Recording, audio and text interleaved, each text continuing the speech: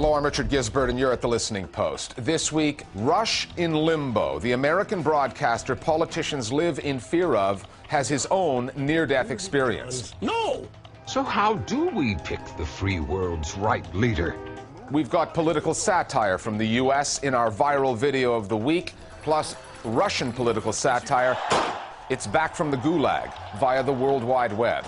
And Somalia, the deadliest beat in African journalism. We begin with a story about media and politics, a uniquely American tale that could well have an impact on the race for the White House. In the space of less than a week, one of the most powerful voices on the American airwaves, Rush Limbaugh, has gone from talk radio titan to a toxic brand from which advertisers are fleeing in droves.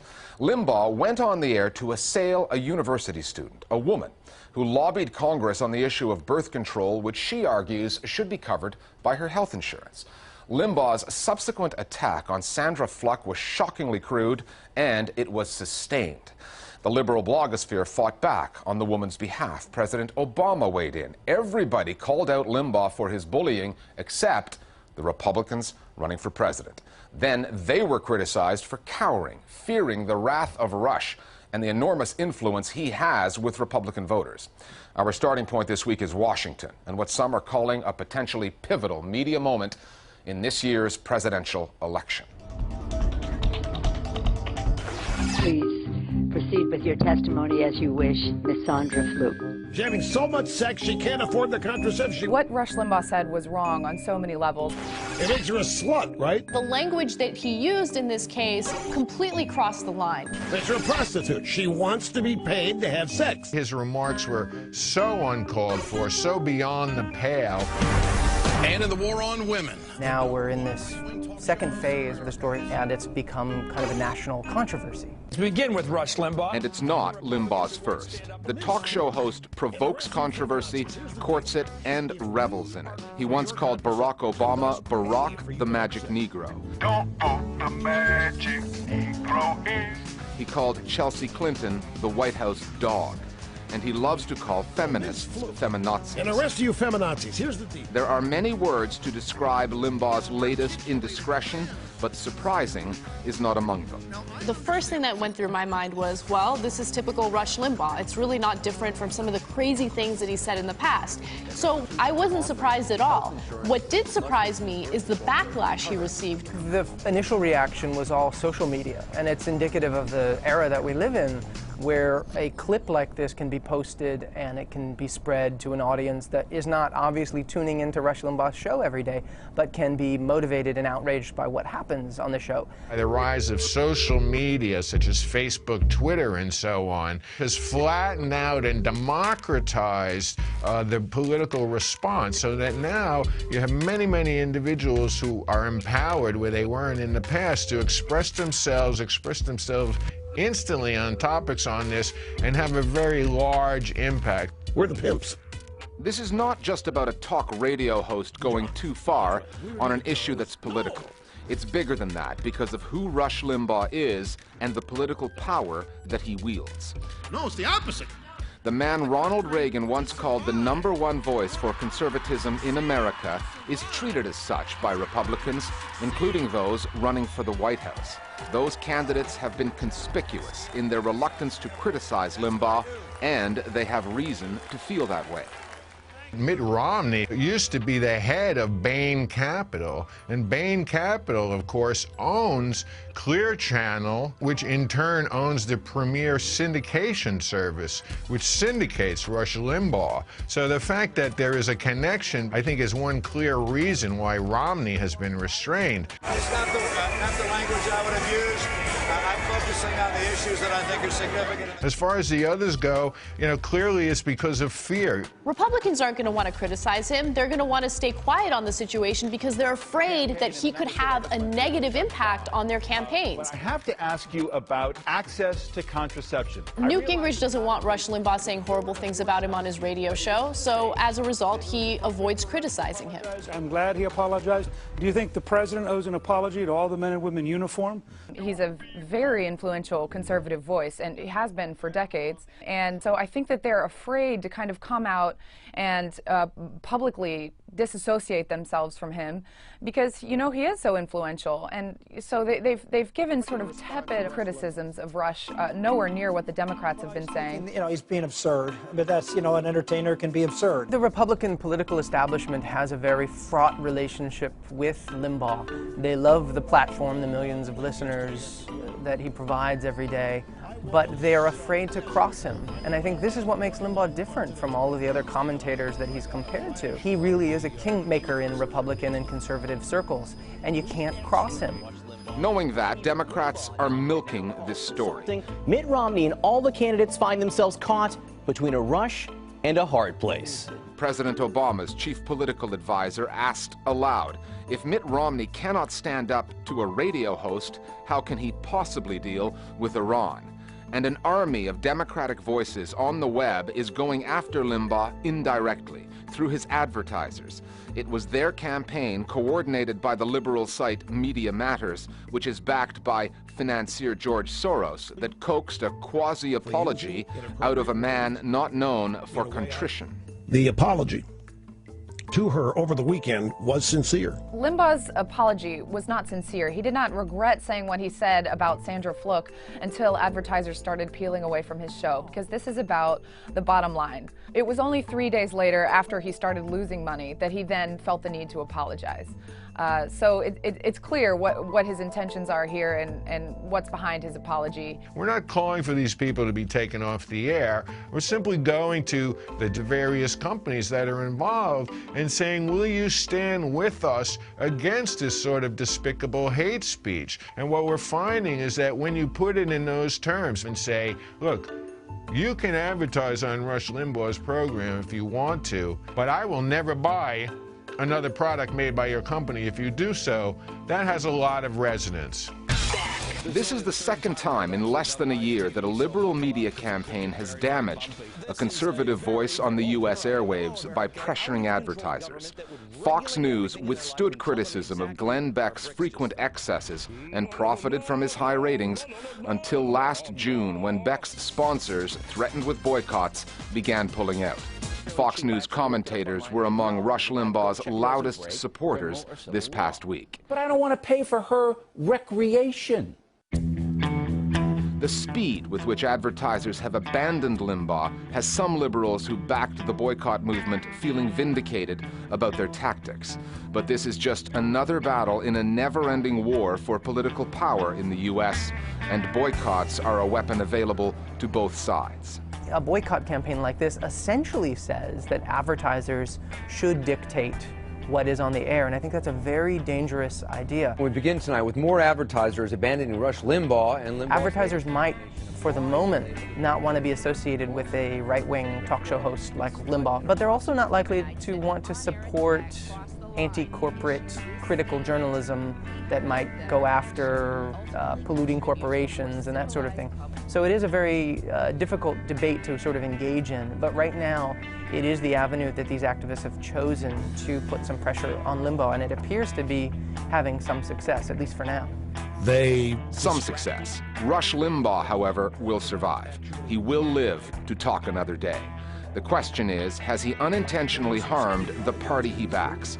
Will Mitt Romney or any God-fearing Republican nominee be weakened in the eyes of voters, particularly women, by refusing to stand up to the high priest of American talk radio? We'll see about that. Our Global Village Voices now on the media side of the American political story. A lot of people are attracted to bad boys. They get a secret thrill out of watching them do crazy, crude, and rude things, and they cheer for them when they get away with their bad behavior. And right now, Rush Limbaugh is the Republican Party's bad boy. They love him. They love all the nasty things he says and gets away with, and the guys running for the Republican nomination know that they're not going to win any votes by standing up to Rush and spoiling the fun. Rush Limbaugh has built an empire on conservative punditry for decades. His influence on the Republican Party is being displaced by Fox News and the myriad of conservative blogs online. And in this particular incident, Limbaugh once again proved himself to be a has-been trying to bring attention to himself on a fading media platform. We're always on the lookout for new faces for the program. If you'd like to share your thoughts on the media as one of our Global Village voices, you can connect with us on Facebook or Twitter, where we will let you know what stories we're working on, or you can just get in touch with us via email. We're at listeningpost@aljazeera.net. And don't forget our free video podcast. It's on iTunes. Just go looking for the Listening Post, Al Jazeera English, and you'll find us there. Time now for Listening Post News Bites. There's been a development in the online censorship story from India that we featured last week. A criminal case against Yahoo India, in which the web firm was accused of hosting objectionable material, has been thrown out by the High Court in Delhi. Journalist Vinay Rai of Akhbari, who's become known as the censorship czar because of his stance on monitoring the net, provoked a legal case taking Yahoo and 20 other internet firms to court for allegedly hosting material that could cause communal unrest. However, the court threw out the case after Yahoo argued that there was no document that proved it had violated any law. The case is part of an ongoing battle centered around censorship, freedom of expression, web users, and the state. Last year, Communications Minister Kapil Sibal met with officials from Google, Facebook, and other websites and told them that the government would introduce guidelines to ensure material deemed blasphemous did not appear on the internet. 2 months ago, Google and Facebook complied with the order to remove objectionable content. The criminal case is no longer, but there is still a civil case before the courts, and critics are claiming that this clampdown has more to do with protecting politicians from criticism than anything else. The Obama administration has stepped into the media battle in Syria. The U.S. Treasury Department has hit a Syrian broadcaster with economic sanctions, accusing it of aiding the government's crackdown on protesters. The sanctions target the General Organization of Radio and TV, a part of the government's Ministry of Information, and bars any American from dealing with the organization. In a statement, the Treasury Department said the broadcaster has served as an arm of the Syrian regime as it mounts increasingly barbaric attacks on its own population and seeks both to mask and legitimize its violence. By taking this action today, the Treasury is sending a clear signal that it stands with the Syrian people. Syria's official news agency, Sana, hit back at the sanctions, accusing the U.S. of violating press freedoms. It said the U.S. position betrays the false Western discourse and proves that the principles of press freedom and democracy touted by these powers are only slogans they use to serve their interests and political agendas. A Libyan militia group, which detained 2 British journalists last month, has now accused the men of espionage. Gareth Montgomery Johnson and Nicholas Davies were said to be working for Iran's state-owned English-language news channel Press TV. They were arrested on February 23rd by a militia based in Tripoli. The militia's commander has said that the men did not have Libyan entry visas, that they possessed government documents and medical supplies normally used by the Israeli army. The journalists have been accused of carrying photographs in which they appear to be firing guns. Human rights group Amnesty International has called for the Libyan government to take custody of the men. The militia says it is willing to transfer the prisoners, but only after the militia has completed its own investigation. Earlier this year, we reported on the murder of Somali radio journalist Hassan Osman Abdi outside his home in Mogadishu. Just over a month later, 2 more journalists have been gunned down in that country. On February 28th, Abukar Hassan Mohamud was shot and killed in his home in Mogadishu. Mohamud was trying to reopen Somali Wayne Radio, a station the Islamic militant group Al-Shabaab shut down and looted back in 2010.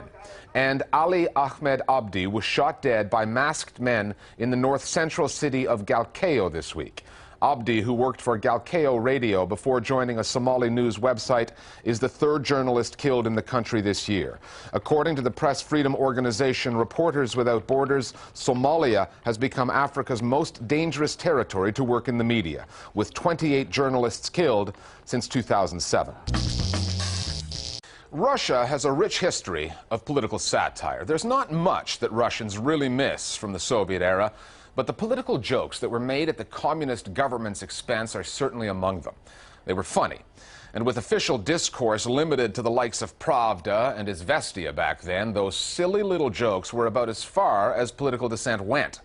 These days, with Vladimir Putin heading for a third term as president and the mainstream media pretty much back under the Kremlin's control, Russian political satire has been exiled to the World Wide Web. No European country has more internet users than Russia's 50 million. There are some creative, dissident minds out there making mischief, and the Kremlin's really not sure how to deal with them. The Listening Post's Flo Phillips now on the resurgence of Russian satire, the wave of political parodies proving popular on the web.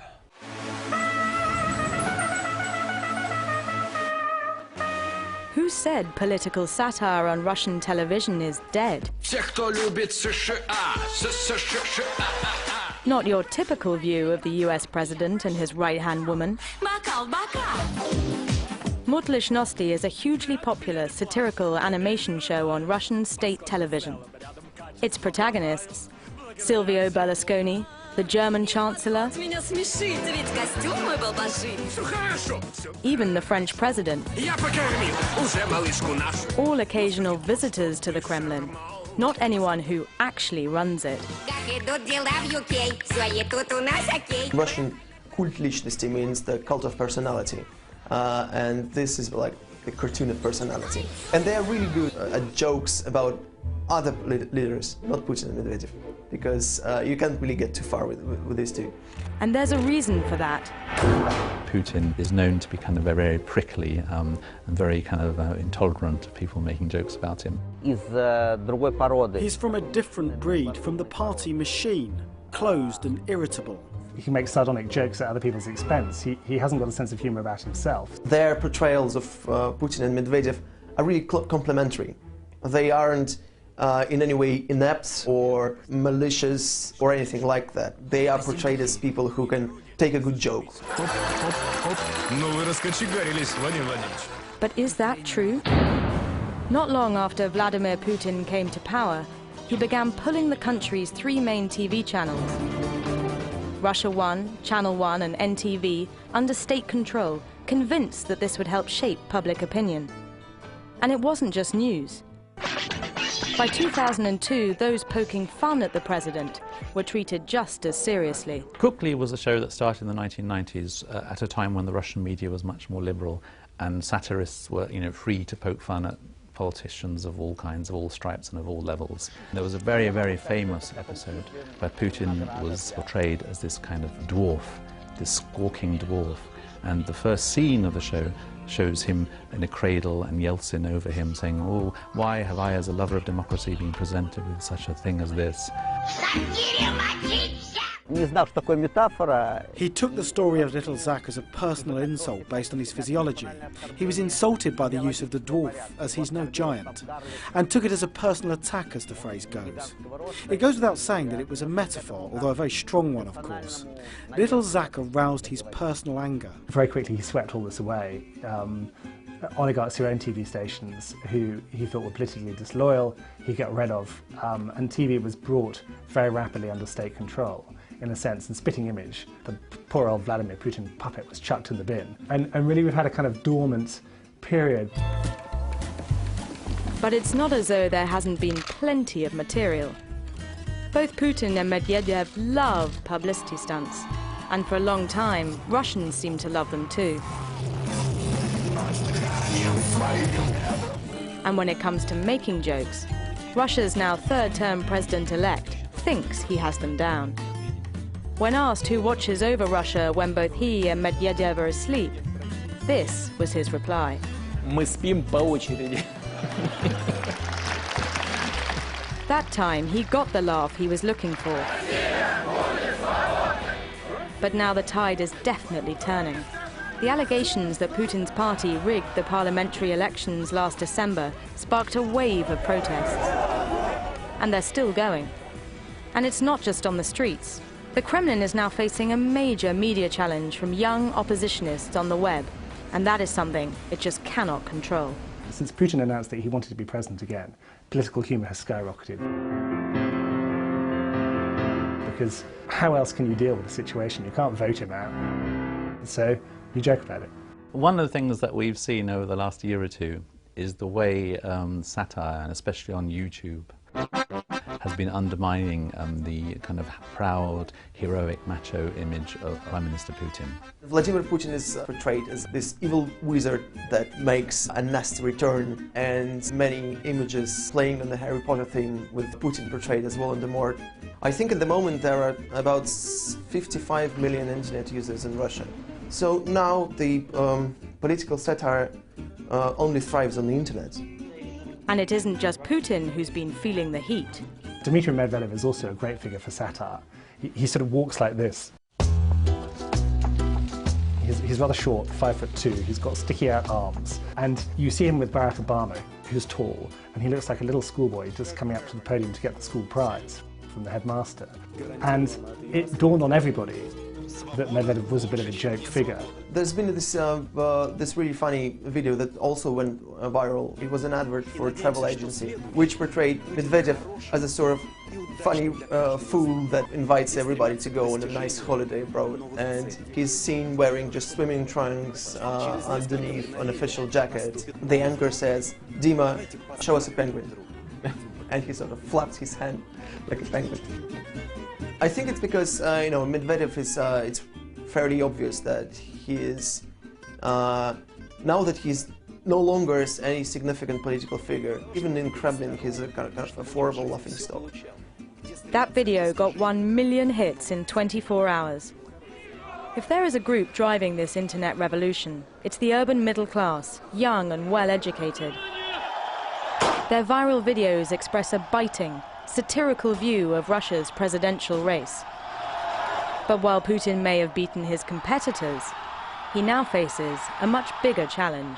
I think the Kremlin has a big problem when looking at the media landscape going forward, because it's clear that just controlling state TV is no longer enough to suppress public discontent, and this sort of shiny propaganda of Putin the hero, wrestling with polar bears, skiing down volcanoes, finding ancient sort of Roman urns in the bottom of the Mediterranean spontaneously. No one is fooled by this anymore.